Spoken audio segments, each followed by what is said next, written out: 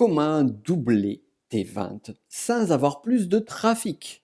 Eh bien, pour cela, on va parler d'abreuvoir, on va parler de cabane dans la montagne et surtout, on va pointer du doigt quelque chose qui va vraiment t'aider à avoir une meilleure philosophie vis-à-vis de tes produits, vis-à-vis de tes services, vis-à-vis de ton business en général et véritablement changer les choses. C'est pas un petit hack parmi tant d'autres, mais un principe fondamental que tu te dois de connaître et appliquer.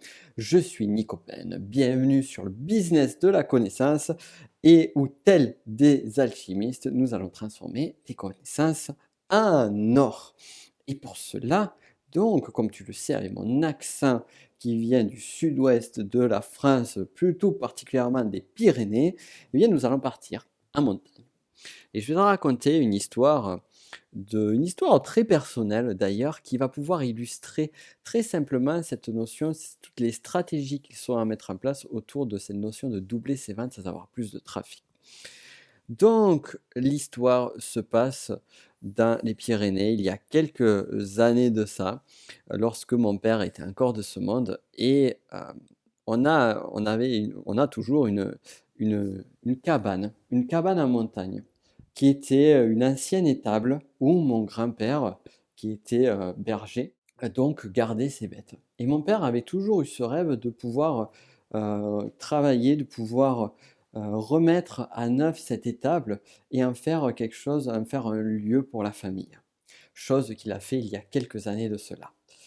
Et après de nombreuses années de travail, eh bien, nous allions de façon régulière dans cette cabane et nous apprécions les bons moments en famille où on sortait la table de l'intérieur de la cabane et où on allait manger des bons repas à coups de salade avec un petit barbecue à côté, avec des bonnes tranches de viande et autres, et un petit verre de vin et un super moment. Et avant de partir, bien évidemment, il fallait faire la vaisselle. Et pour cela, il nous fallait de l'eau. Parce que comme tu te doutes, comme tu peux imaginer, une belle cabane, aussi belle soit-elle en montagne, dans un lieu très agréable, plein de verdure, très isolé, très caché, eh bien, cette cabane n'a ni électricité ni eau. Donc il fallait qu'on récupère de l'eau, et puis aussi pour boire de l'eau. On n'allait pas se trimballer l'eau pendant tout le trajet qui nous séparait de cette fameuse cabane.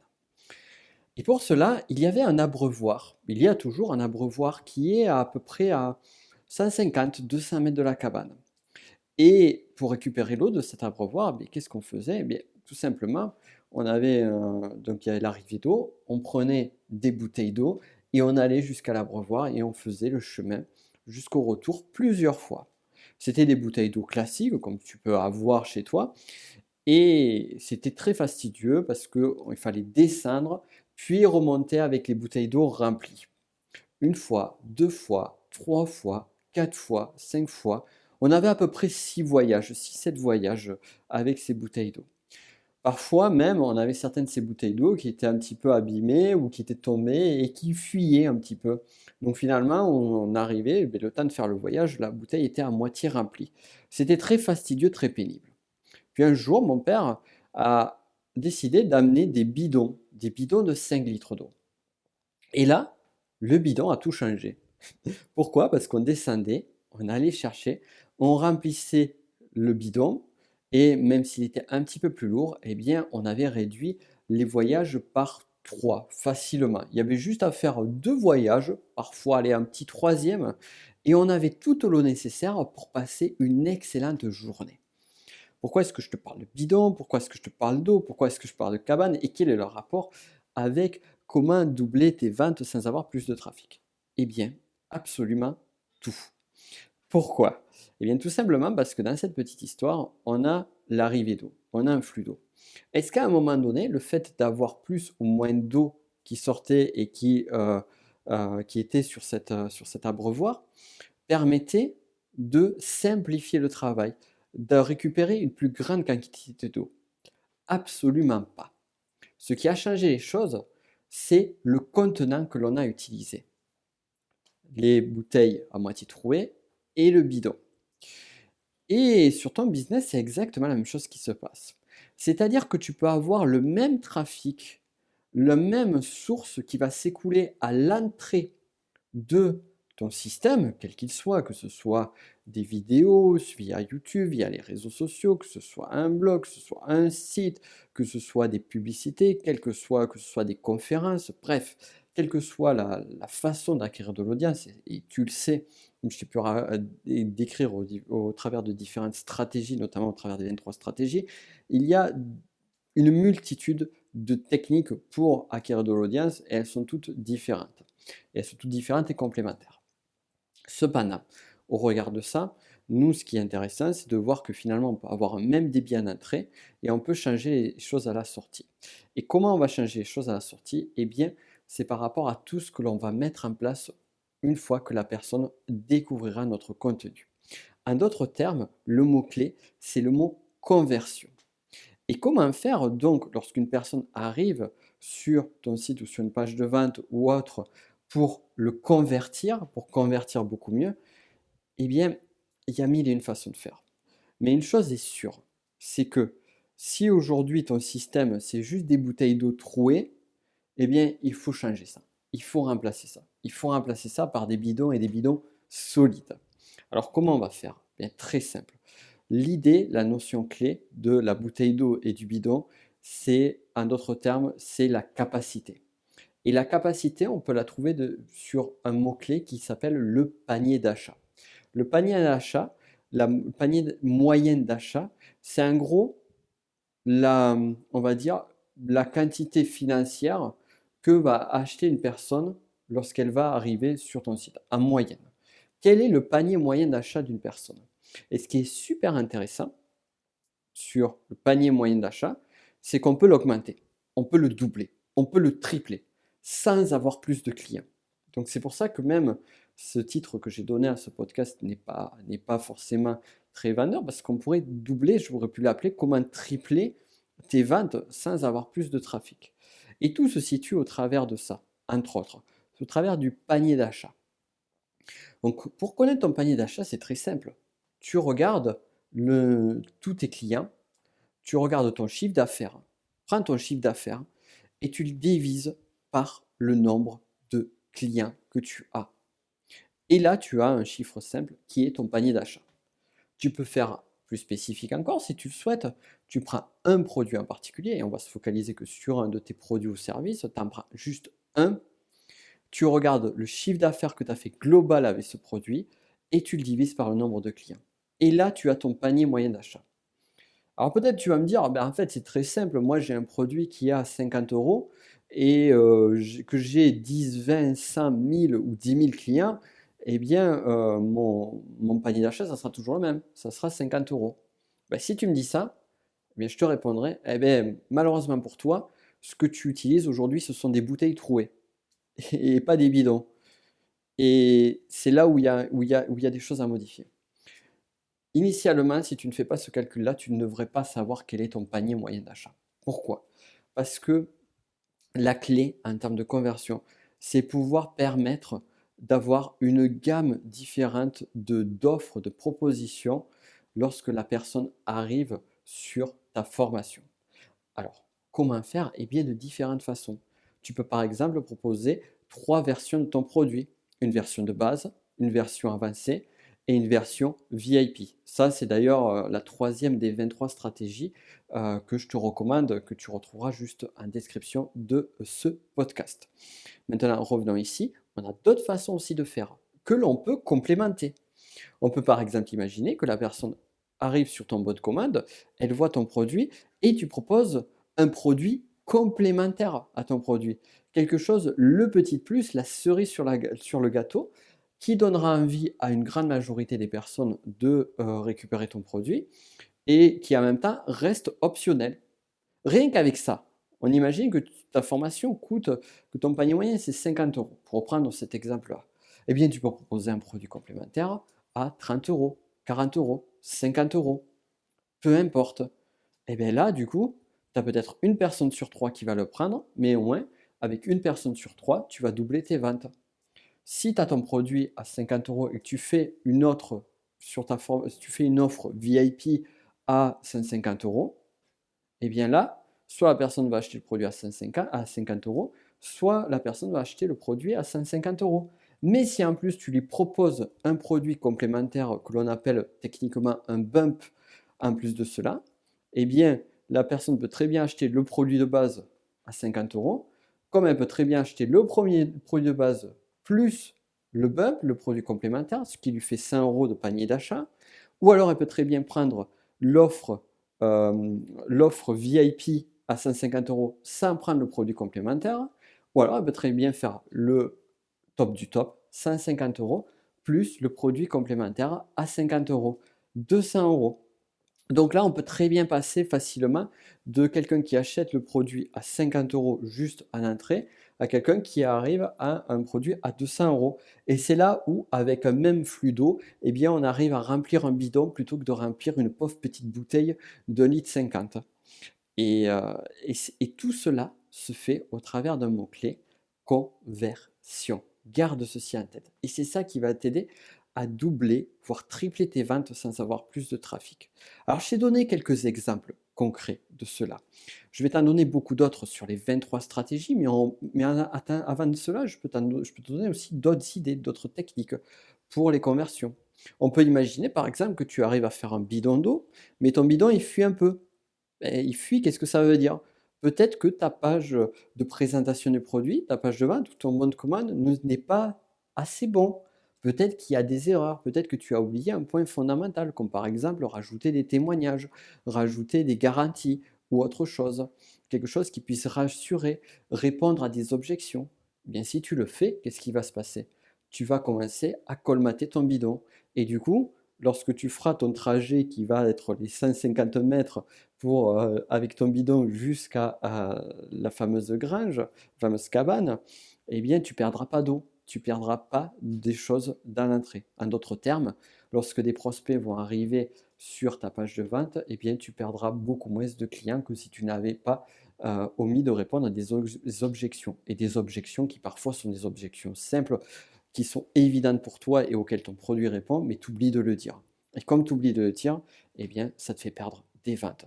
Donc il y a ça, il y a tout cela qui peut être mis en place. Mais il y a encore d'autres choses encore.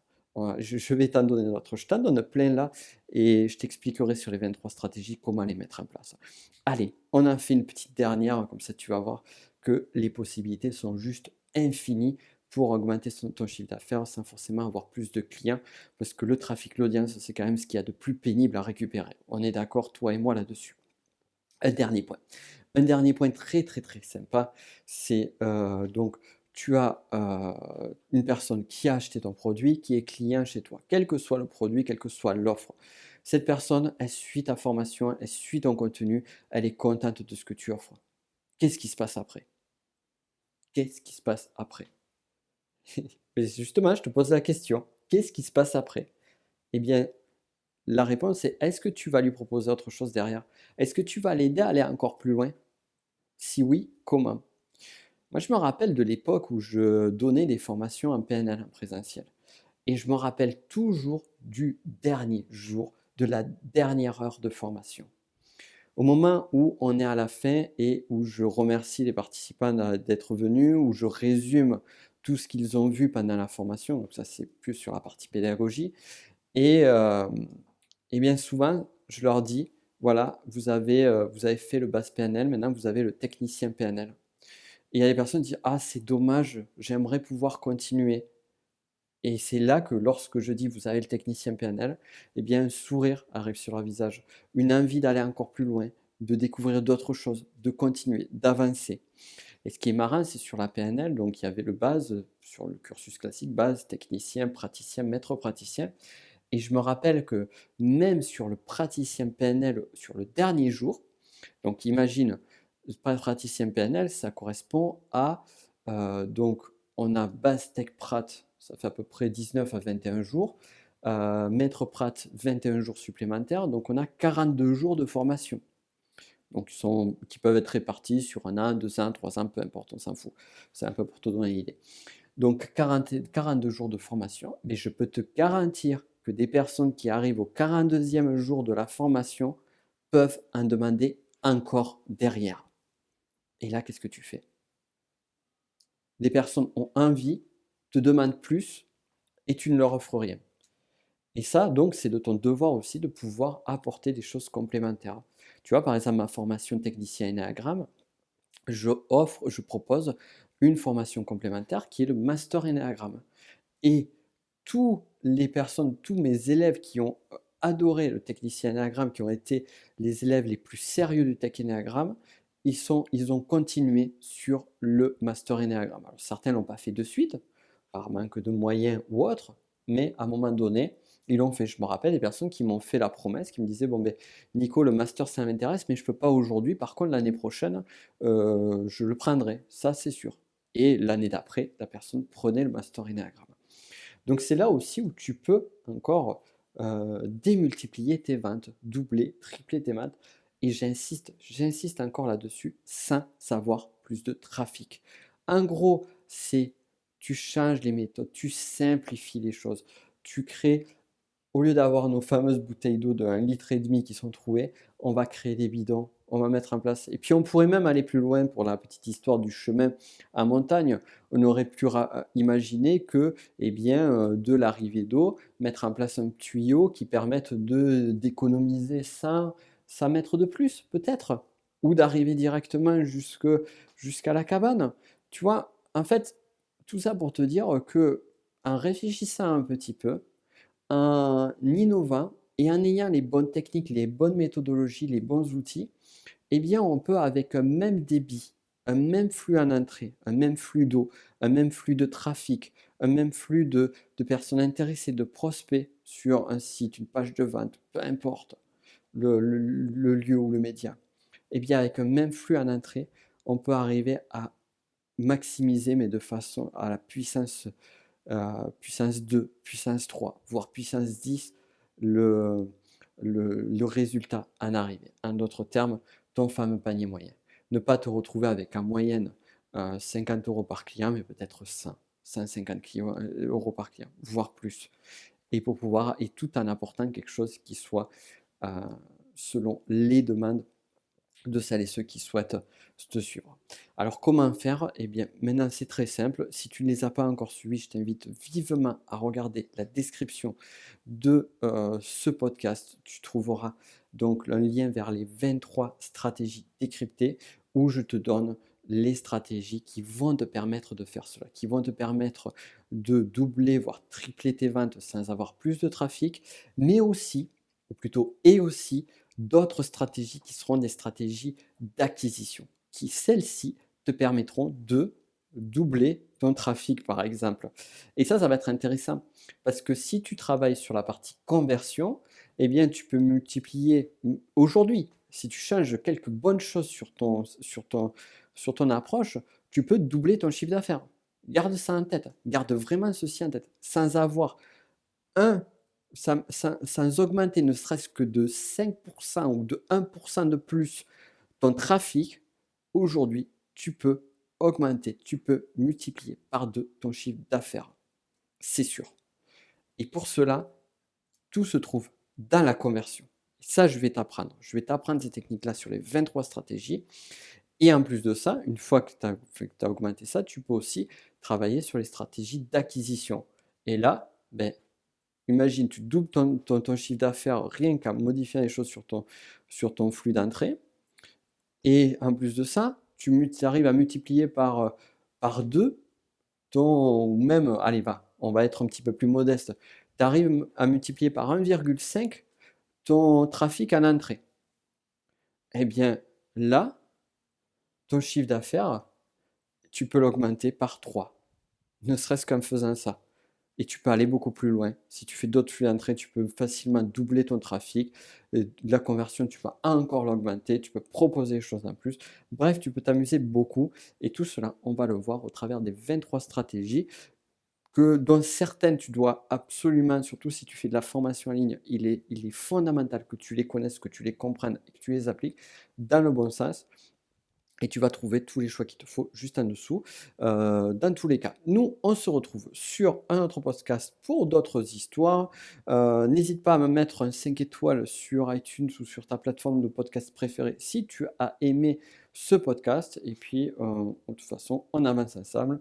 on développe de nouvelles stratégies, de nouveaux outils et moi je vais t'aider au maximum à faire en sorte de pouvoir transformer tes connaissances en or comme on l'a fait ici et comme on va continuer à le faire. À très vite. Ciao.